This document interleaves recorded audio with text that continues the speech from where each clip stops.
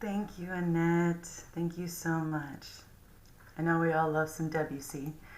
Well, welcome. My name is Scarlett Tripsmith, and if you haven't been here before, this is the Humboldt Unitarian Universalist Fellowship, and this is our virtual service that we have here for you today. Now, as you can see, you are muted for just the duration of this service. That might change throughout. And if you feel comfortable, please keep your videos on. We love to see the faces in our congregation. Today, our joys, sorrows, and celebrations ritual will be going to Amy Day.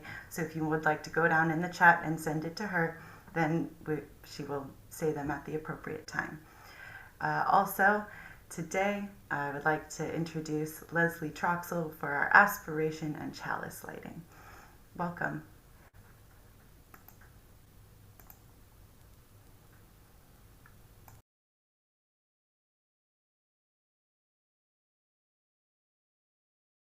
I have to unmute myself. What is it about this flame that opens our ears, opens our hearts? Come back to our center, it calls. If I can get it lit. Return to that quiet place that we long for and that longs us. From this stillness, always a voice arises if we let it. So come, friends, let us listen once again. Let us find that flame inside that guides us back home.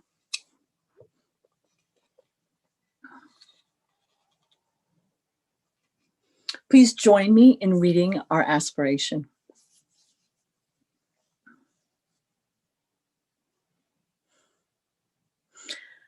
May the love be the spirit. May love be the spirit of this fellowship. May the quest for truth be its sacrament and service be its prayer. To dwell together in peace, to seek knowledge and freedom, and to help one another in fellowship. This is our aspiration. And I believe we have a story for all ages.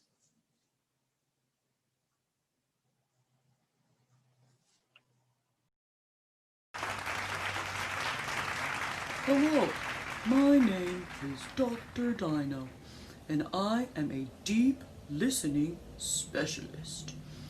I am here to invite you all to learn about deep listening. Do you know what deep listening is? Our faith asks us to practice compassion. It's part of our second UU principle: justice, equity, and compassion in all human relations. So, what is one of the ways our faith guides us into becoming a people of deep listening? It tells us to listen to your heart's call to be compassionate. Here I have an ear. Is something wrong? I heard some complaints. So anyway, this ear is one of two on our bodies. What? Something wrong? Again? What's up? But it's not an ear. The box said it was an ear. The script said it was an ear. And it fits on my head. It must be an ear. Oh wait, that's not an ear. That's a heart. But what does a heart have to do with deep listening? Well, when you listen with your heart, you can find out how people feel. Part of deep listening is listening with our heart to hear another person truly and fully. It is one way to show compassion. I think it means really paying attention when a person is trying to tell you something. I'm sorry. What did you say? I, wasn't paying attention. That's what I was just talking about. What? What was that? I said, listening with your heart is really paying attention when a person is trying to tell you something. I said, listening with your heart is paying attention when someone is trying to tell you something. Uh-huh, sure. Listening with your heart means paying attention when someone is trying to tell you something. Oh, well, I just can't take it anymore. Wait, you mean listening with your heart really means paying attention when a person is trying to tell you something? Yes, exactly. Oh, well, I knew that. I always do that. I hope that you can learn to listen with your heart a little harder.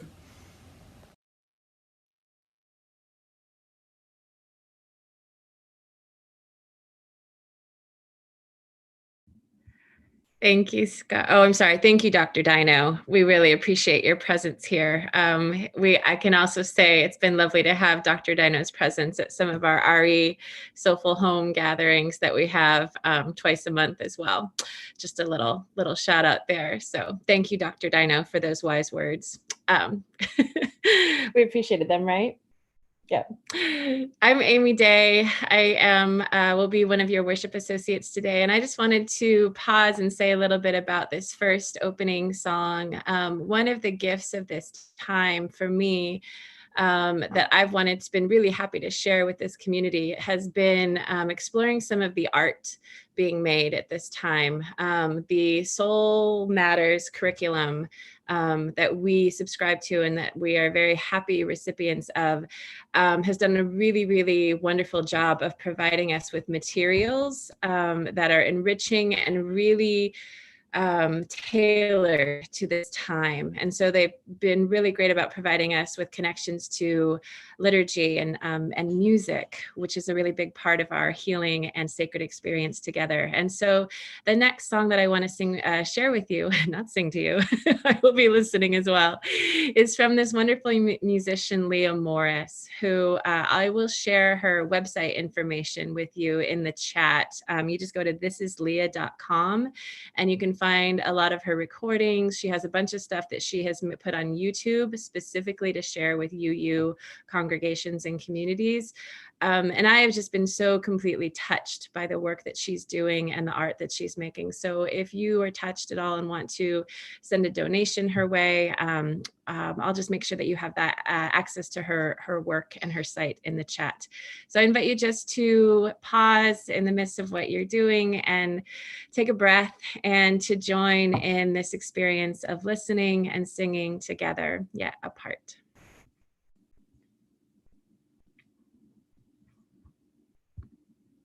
I'm listening. I am listening. Spirit, speak to me. I'm listening. I am listening. Spirit, speak to me. My ears are wide open. My eyes are now open to see what I may be. I'm listening. I am listening. Spirit, speak to me. I'm listening. I am listening. In this moment of Spirit, speak through me. I can hear the voices of all my kind. I'm listening, singing. I am listening, the sweet spirit howling into the wind. My ears are wide open, and oh, the joy. My eyes are wide open, oh, the love to see and to hear for you and me. Oh, I'm in this moment of silence. I am listening. I hear Spirit speak through me. Seriously.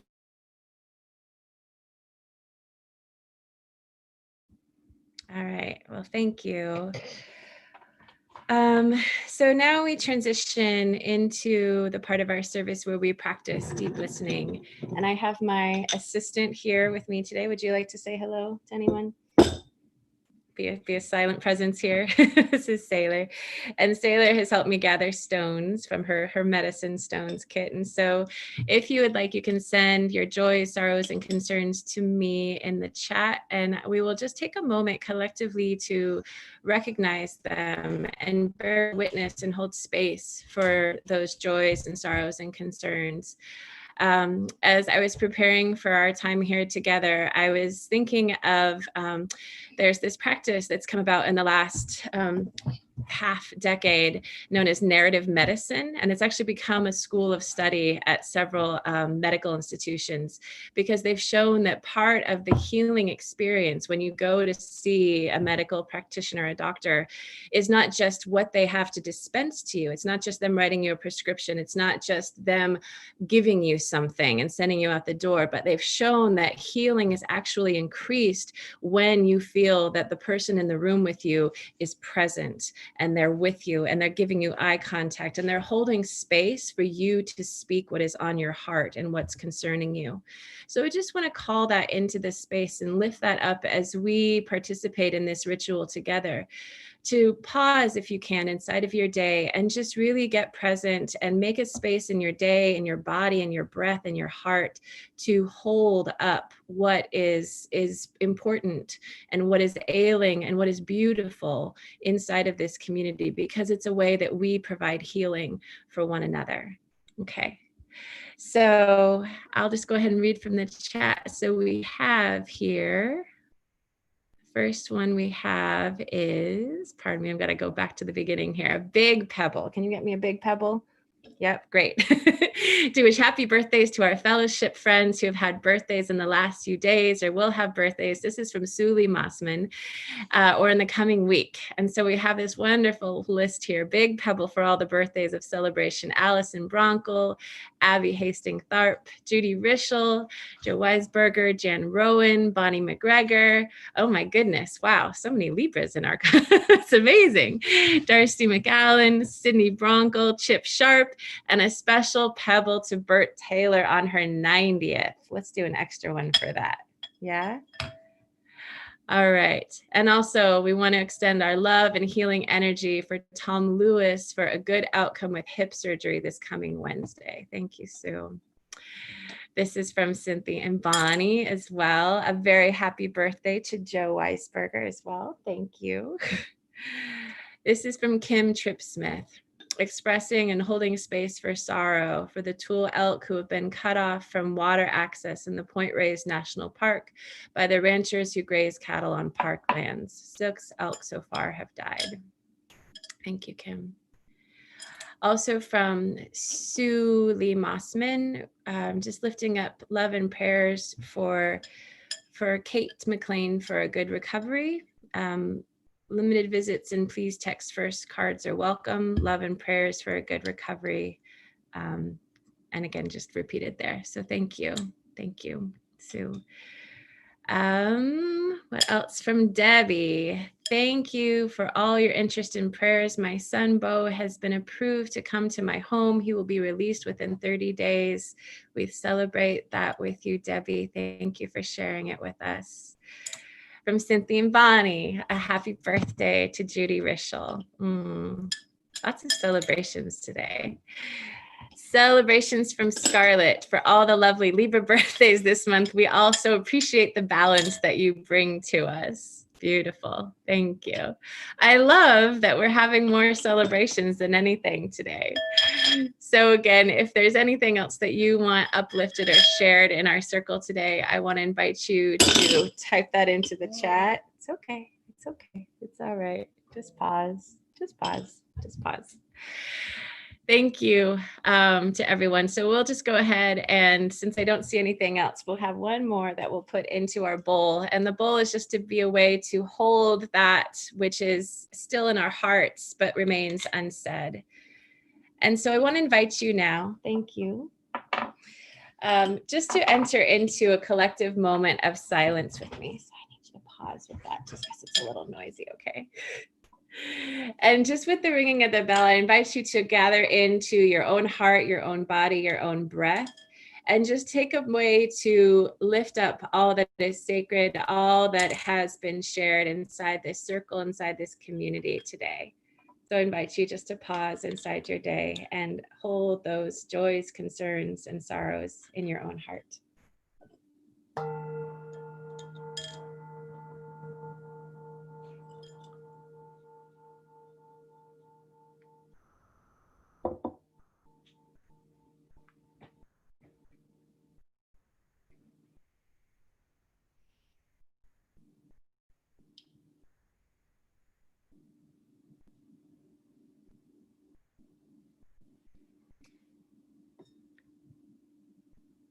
So we just again pause to thank everyone for bringing all of themselves, all the joys, all the birthdays, and all the concerns that are spoken aloud and carried with you today. We welcome you here. So as we transition into this next part of our service, is Annette plays for us, and we're invited into this beautiful soundscape that she has created for us, this moment of reflection. We invite you just to pause and listen to the promptings of your own heart. The primary motor behind the sacred space, the sacred work that is done by this community is you, and the time, energy, love, and resources that you so generously give. So we invite you at this time, if you feel so called, to continue to contribute your gifts, your time, your resources, your money to the fellowship. This is an invitation to do so now, because we cannot do this work of beloved community without your generous gifts. So thank you.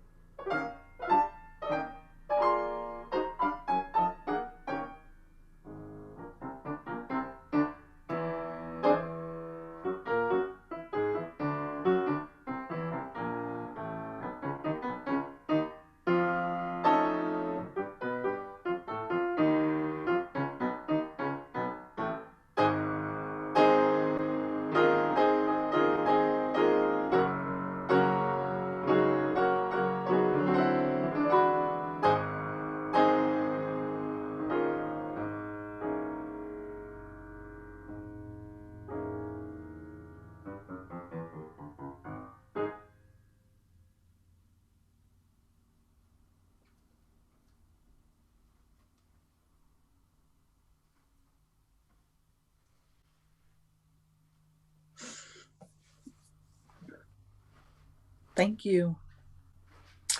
So before we start a guided meditation, I wanted to remind everyone to take the next 2 weeks and perhaps build an altar or an ofrenda in their home, representing people who have passed on, crossed over before us.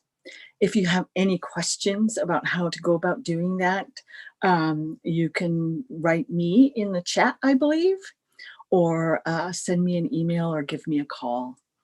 We're going to do a service on November 1st, and it would be nice if people at home had an altar or an ofrenda. So I wanted to guide everyone on a meditation, but first I wanted to do a couple of relaxing breaths. My daughter taught me how to do this yesterday, and I was pleased with how easy it was. So here we go. So put your feet flat on the floor if you're able to, and just sort of relax your shoulders. And then what we're going to do, I'm going to tell you what we're going to do, and then we'll do it. So we're going to take a breath through our nostrils, through our nose, for 4 seconds. And I bet some of you are like, oh, I'm already familiar with this method. So take a breath for 4 seconds, then hold it for 4 seconds, then exhale for 4 seconds. And many people repeat this up to 20 minutes. We're just going to do it once or twice and then go into a guided meditation. So here we go. So breathe in, 2, 3, 4, and hold, 2, 3, 4, and exhale, 2, 3, 4. Inhale, 2, 3, 4. Hold, 2, 3, 4. Exhale, 2, 3, 4.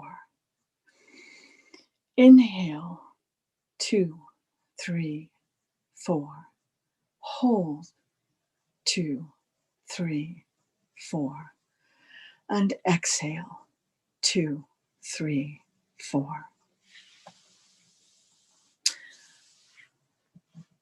Let go of the idea that you know what breathing should feel like. Just notice the breath as it moves in and out of the body. Let go of certainty. Be with the breath as it is. Allow openness. Allow curiosity. Notice the mind. Each thought that arises, allow openness. Do not judge your mind or your experience. Be loving in your curiosity about each thought. Let go of certainty. Let go of any idea about what you should be thinking. Accepting your thoughts exactly as they are, be with yourself exactly as you are. Be curious about who you are. Love how you are in the world. Gently take a deep breath. Maybe even a big sigh. Re-enter the present moment and the stream of your life. So Amy and I sort of came upon doing sort of an interview form to discuss deep listening and what it means to each of us. And we're going to open that up afterwards to everyone so that we can chat about what deep listening really means. We got a really good lesson from Dr. Dinosaur, I think his name is. And the key seems to be compassion. And so I think Amy has the first question in this interview, and we'll go back and forth for a bit and share our thoughts. Amy, are you there somewhere? I'm here. Yay. Here. Thanks, Lezley. Yeah, so we went back and forth as we had a few weeks to talk about what would this look like to show up and share deep listening. And there was so many thoughts that got passed around, but ultimately it seemed best to just practice it and to show up and try and embody some of this work. We get this topic of deep listening right from our Soul Matters packets for the month. And the work of Soul Matters, as described by one of the originators of this work, the Reverend Scott Taylor, is about listening to one another from that place of compassion, from that place of the heart, listening to our life, and then listening to the wisdom of the inner self. So hopefully we create a little bit of space for that wisdom, the voices from life and from one another to show up in our time together today. So the first question I wanted to pose to Lezley, we discovered that we had a few things in common. And one of those things was the study of herbalism. And I just know for myself, as I grew up in a really bucolic setting. I grew up in a place that had a lot of natural beauty by the Stanislaus River and the foothills. But nature kind of existed just as a very akin to like the paintings on your wall, Lezley, right? It was a backdrop, but it wasn't something for me to be in relationship with. And I know for me, the study of herbalism has completely shifted my relationship to nature. Going outside has a much more dynamic experience now than it did when I was, a child growing up kind of disconnected from the natural world. So I wanted to just open it up and see if you could share a little bit about your own experience. How has the study of natural medicine, the study of the body and its relationship to nature changed the way that you show up and listen to others, but also to nature as well? So I've been working with herbs since my daughter was born and before. She's 28 years old. So probably 10 years before that.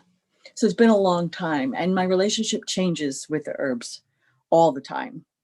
And recently, I had the pleasure of taking a poetry class with Jerry Martin. And we were out in the woods. And his assignment was, go out there and communicate with the woods, basically.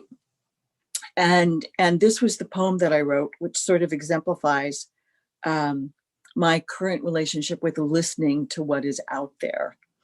And I'll just read it. So the poem is called What I Gather. I have spent a lifetime looking down and finding what I thought I needed from the forest. Salal berries when my head is in pain. Self-heal when I'm at a loss. Meadowsweet when my friend needs to calm her belly. Huckle, salmon, and thimbleberries to take care of a hunger and ease a sweet tooth. Spikenard and usnea for overactive lungs. Fiddle ferns, chickweed, and Indian lettuces when I crave something green. Evergreen needles and wild rose hips for vitamin C. Sorrel for infection and trillium to ease a mother's pain. But I never saw the 3, 4, 5 sisters joined at the hips, interwoven plaited branches in the canopy, intertwined roots reaching for one another over the forest floor. Look up, look up, look up and see these colossal redwoods, 3, 4, 5 sisters above me. So for me, it was, and still is, a major form of listening for me is observation. And my kid tells me I have an auditory processing problem, which I do. So listening is done with a huge effort and with my entire body. And this poem sort of retold that story for me. So I hope that explains my relationship with nature and herbs. So it's my turn to ask you a question. Because storytelling and theater making has made it so, let's see, how did we put this? Because storytelling and theater making has made it so, I'm listening for the themes and lessons in my own life a bit more closely. Can you speak to how those two modes of study, or the one mode of theater making study, has informed your own capacity to listen? So this is, I will say, this is initially a question that we kind of put together. And this is very selfishly, I had posed this to Lezley. So if we had more time, I would be posing this to her as well, because each one of us, right, is going to have a unique lens on this experience. Lezley and I have the experience of being affiliated with Del Arte in common. And again, I don't know the full extent of her relationship, but I can speak for me. I had about a year where I studied under them very intensively. I don't know if there is a way to study with Del Arte other than intensively. They take over your being and your world for the time that you're with them. So one of the things that I remember, I mean, especially, working in the theater, the personalities are so big, right? We have such big ideas, we have such big energy.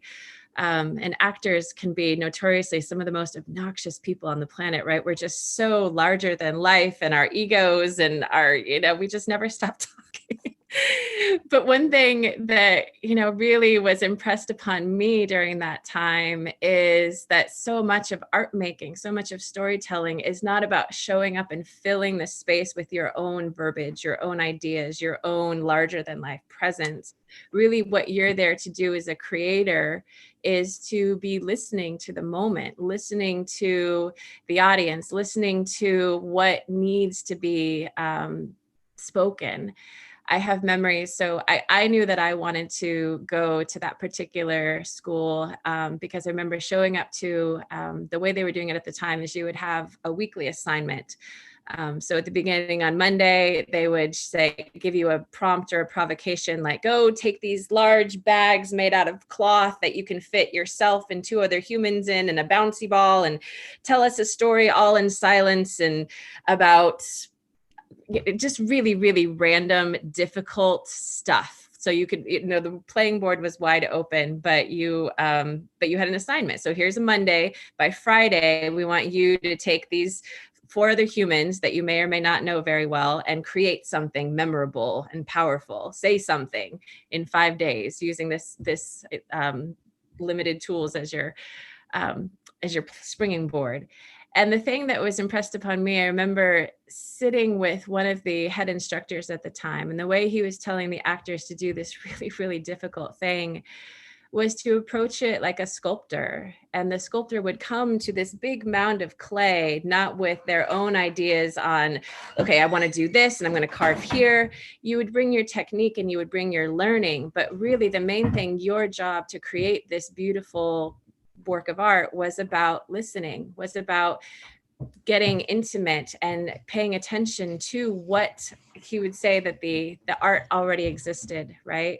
That the sculpture already existed within the mound of clay. And your job as the artist, as the creator, was just to be listening and to see what you needed to peel back in order to reveal the art that was already there. And so that's really, for me, that's informed the way I want to do any kind of storytelling or art. But it seems to be a really great way to do life, because I know when I barrel in with my own ideas, it very rarely works out the way I'm hoping it to. So if I can have that pause, I bring my technique, I bring my learning, my experience into whatever situation, but I also come with that that baseline belief that there's an answer, there's something already there waiting to be revealed. And my job is just to show up and listen to what that is and be available to help reveal it. So, and again, very selfishly, I'd love to hear Leslie's response to how art making has informed her listening experience. But I wanted to shift a little bit into, you did a beautiful thing at the very beginning of this, Lezley, of starting us off with silence. And, a couple of weeks ago, Bridget included in our weekly email that goes out this quote about listen being the same as silent, right? They're just the letters rearranged. And so I wonder just how you incorporate silence into your world right now. How do you keep from getting completely consumed by the noise and the headlines and the incessant stimuli of this time? How do you incorporate that silence into your rhythm right now, Lezley? Often I don't, honestly, because for many, this is this curious time of grief. People are literally grieving for the lives of people who have been lost with COVID-19, for instance. People are grieving for the reality of racism and how it is now in our face and we cannot ignore it. People are grieving for a way of life that's disappearing. It's being pulled out from underneath them. People are grieving for the loss of relationship with their friends and their loved ones. And so it's difficult to understand what's going on inside of you, I think, without that silence. And within that silence, I can sort of define what's going on. For me, the most difficult thing that's happened in the last 6 months was the murder of George Floyd, and all the ramifications and all the bombardment of information and social media, etc. There wasn't a time where I wasn't grieving, and so I did have to learn how to stop and listen to what I needed and listen to what was going on within me. It was, and it's confusion. And so trying to put what you're feeling into words and trying to reach out to someone that might understand your situation is really hard, really, really hard. And see, I wanted to tell you that part of that also was fear and rage. And now I feel as if through my silence and as if through my self-exploration and through the really trying to understand other people, that I'm stepping forward and out of that and into a place where I can teach, into a place where I can welcome another person's opinion, another person's ideal, another person's idea, and listen in the heart, which this is a loaded question for me, as you can tell by my inability to really express what's going on. But silence is where I find myself, and silence is also where I find others, if that makes sense. Does that make sense? Yeah. Cool. Oh, so me. Oh, yes. Dun, dun, dun, dun, dun. So, Amy, as you continue to open up and listen to the learning inherent in this time, what themes, words, and ideas keep presenting themselves to you?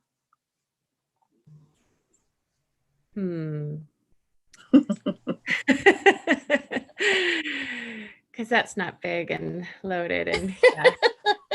Oh goodness, I keep hearing the theme of slowing down as things continue to speed up and they feel more harried and they feel more urgent.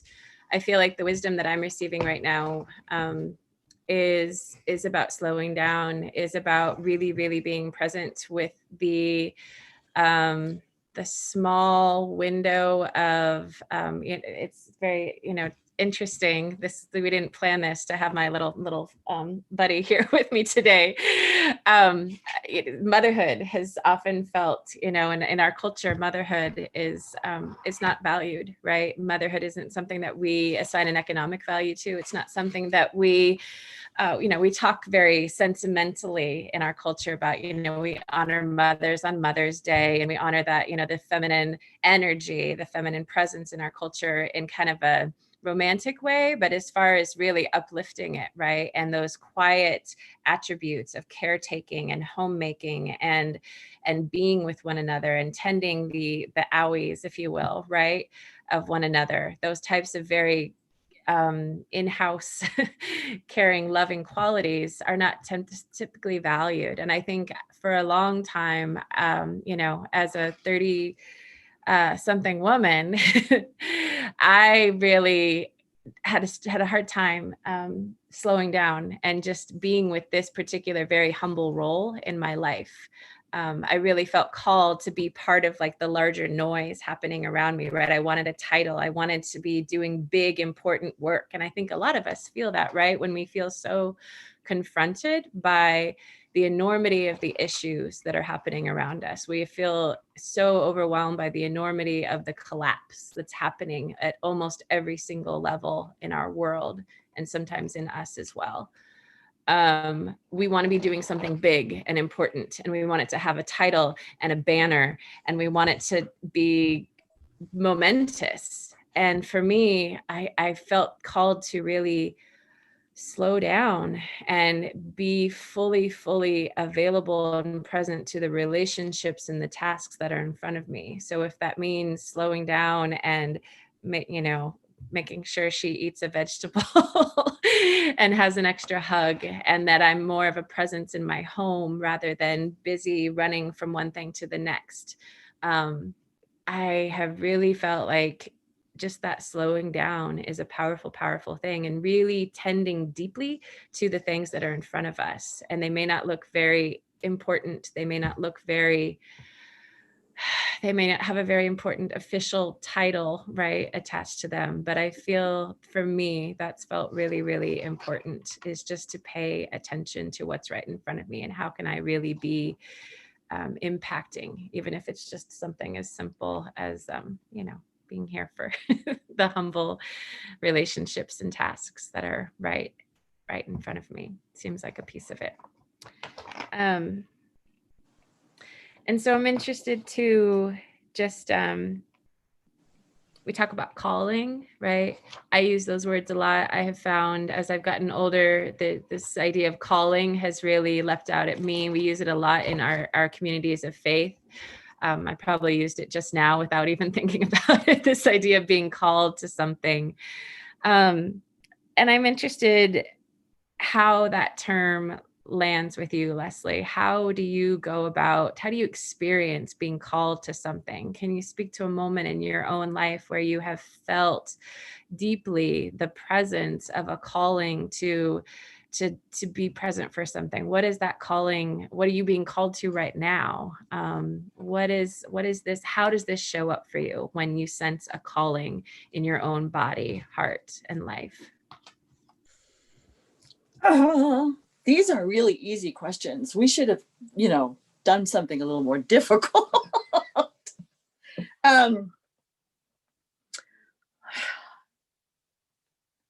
So I will tell you a story, and I'll pretend that everybody else is gone and it's just Amy and I over a cup of tea.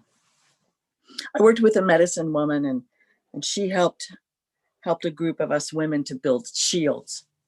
And these shields represented basically female archetypes. And one of them was the wild woman. And we would go on journey work in order to find these archetypes within ourselves. So you can imagine the silence and the listening within just that work in order to find those archetypes.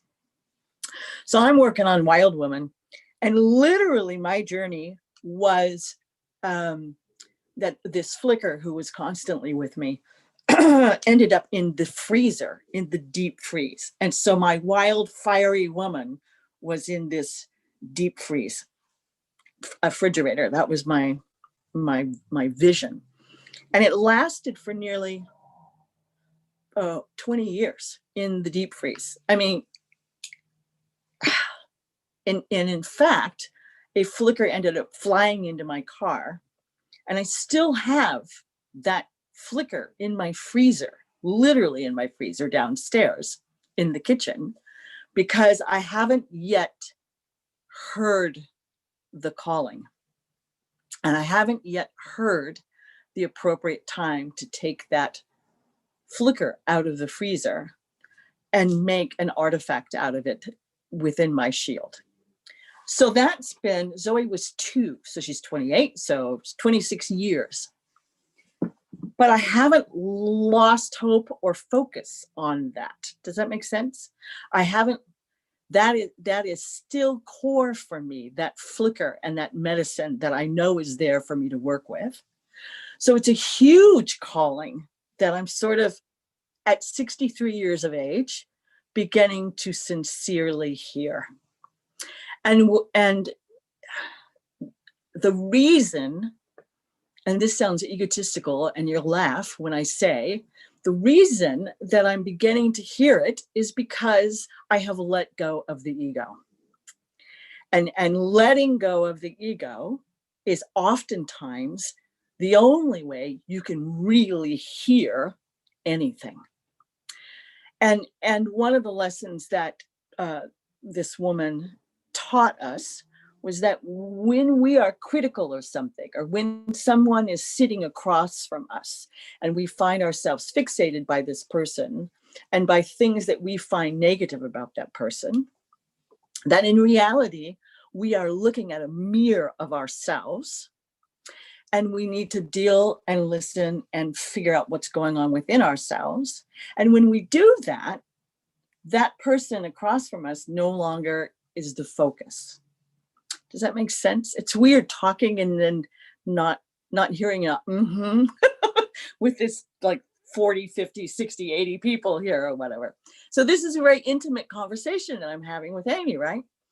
That finally at 63 years of age, I'm thinking that it's time to thaw the flicker.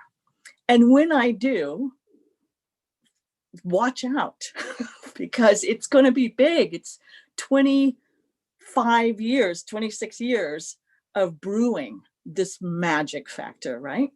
So I guess that's my calling, is understanding, understanding the medicine that I have, understanding the type of medicine work that I have, and understanding what that flicker represents, and that gift that I'm hoping that I can give to my community. So anyway, so there you go. Oh, I did want to say one thing, having nothing to do with what I just said. I found this quote from George Bernard Shaw, who said, I believe the discipline of silence so much that I could talk about it for hours. So we have to be careful.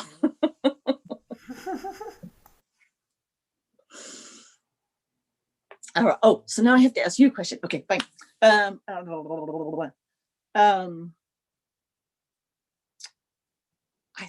Did I already ask, as you continue to open up and listen to the learning inherent in this time, what themes, words? Did I already ask you that one?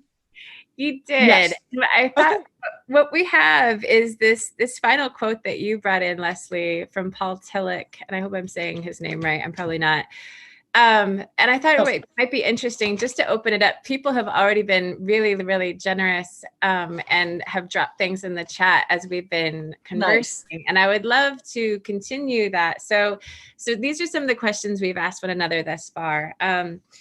One of the things is, right, how do you experience a calling? How do you tune into being called and in your own life? How are you being called right now, right? So we would love, if that question speaks to you, just to drop an answer into the chat, because as we know, right, just as, we affirmed earlier, we are all building this community. We're all building this conversation. We're all building this body of wisdom together, and we value your presence and your feedback.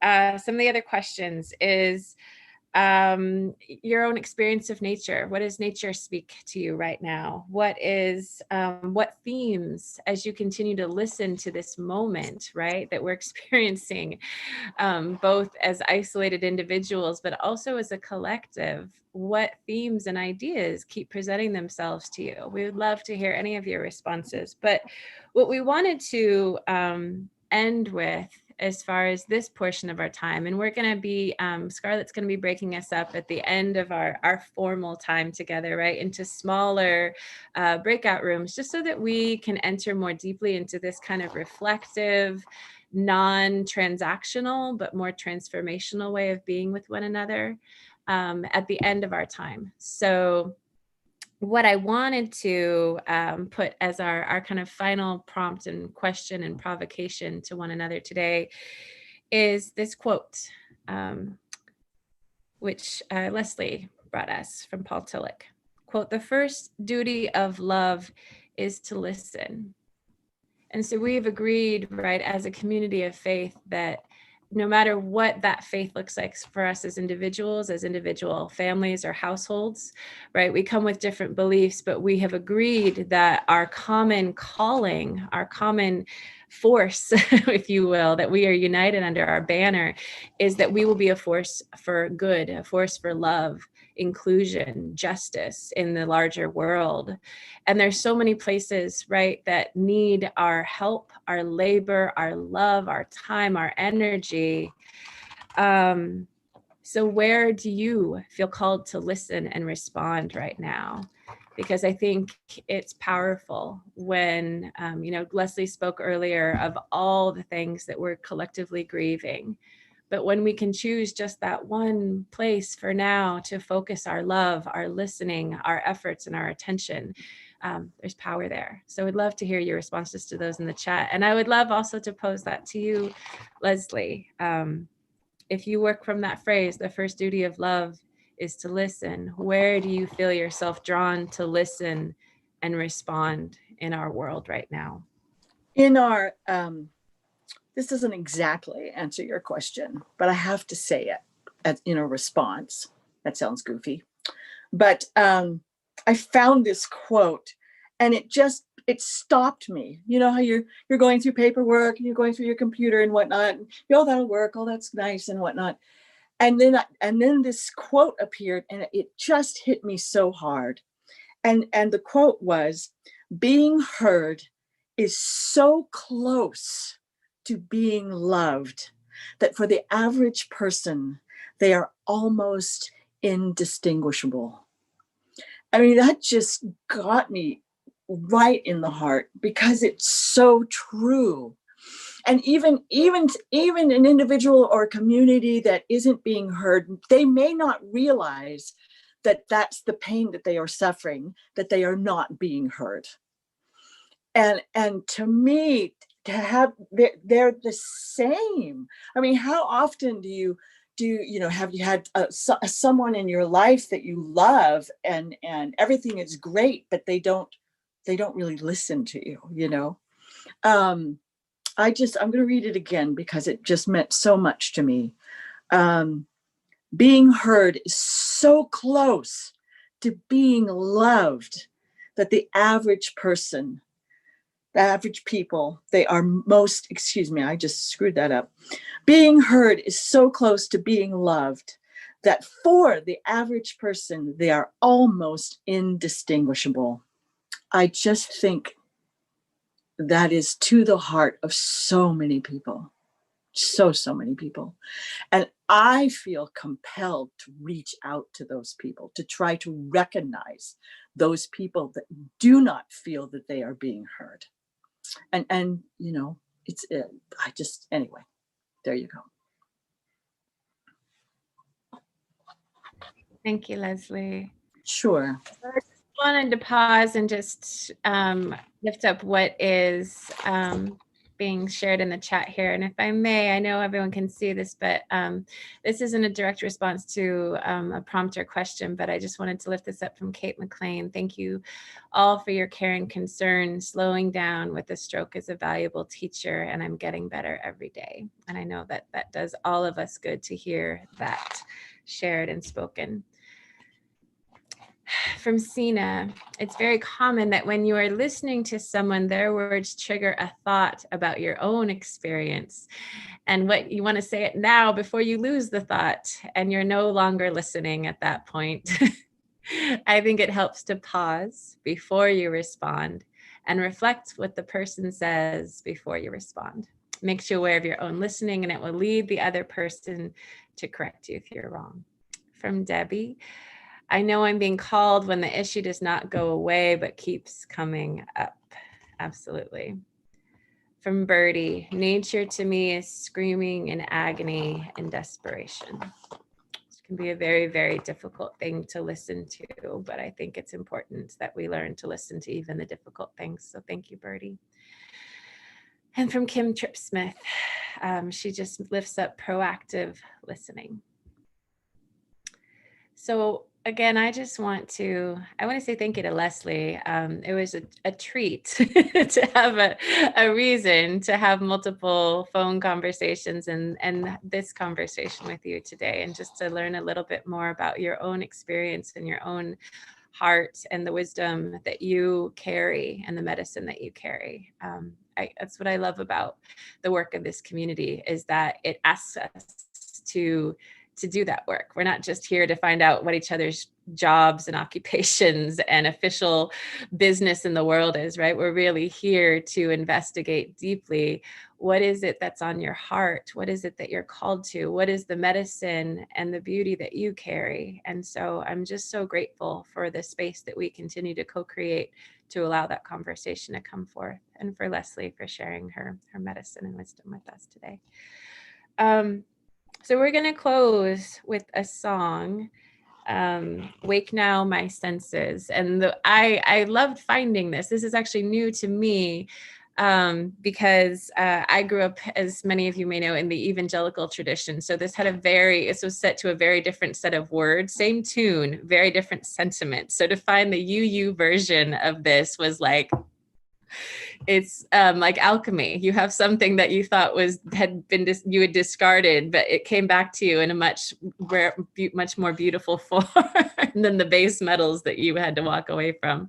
So this is just, again, an invitation to listen to what your heart, what nature, what those around you, right? Those amongst us who are hurting, who are marginalized, who are deeply impacted by the reality of this time. It's a call to listen first to that grieving in our hearts and to respond, to be that force for good in the world. So I want to invite you just to join me as Scarlett brings up the video, to just let this be another way to connect with your heart, connect with that calling that you feel in your life right now.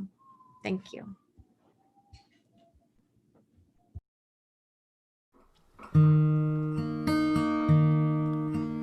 Wake now my senses and hear the earth call. Feel the deep power of being in all. Keep with the web of creation your vow. Giving, receiving as love shows us how. Wake now my reason, reach out to the new.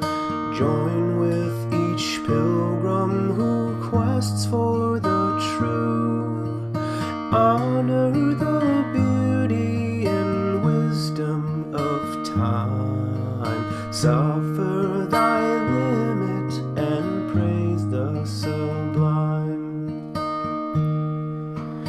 Wake now compassion, give heed to the cry. Voices of suffering fill the wide sky. Take as your neighbor both stranger and friend, praying and striving their hardship to end. Wake now my conscience, with justice thy guide. Join with all people whose rights are denied. Take not for granted a privileged place. God's love embraces the whole human race.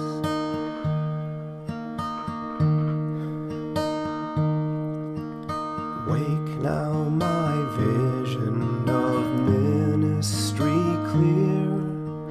Brighten my pathway with radiance here.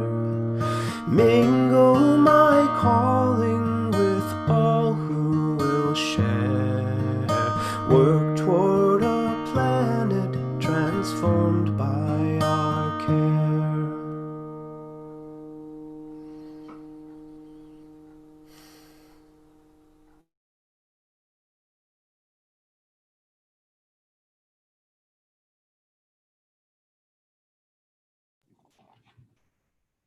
And now I think Lezley has she's going to extinguish our chalice and usher us into the next portion of our time together and apart.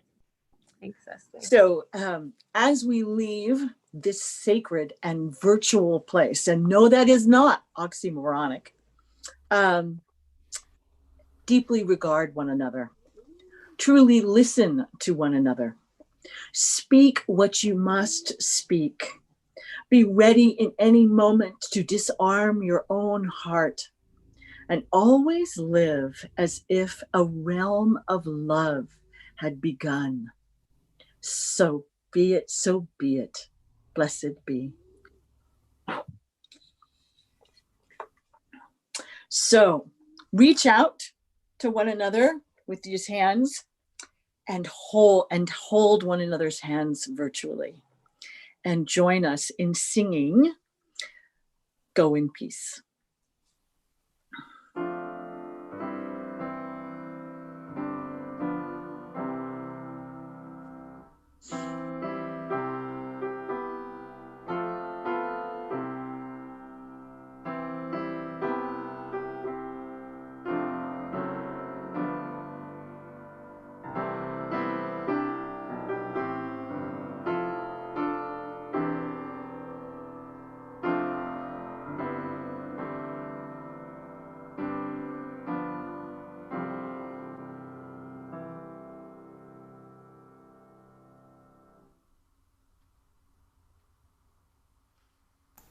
Shalom. Assalamu alaikum. Blessed be. Stay home. Stay safe. Stay connected. You know, remember to wash these things and wear one of those things. And if you'd like to stick around for our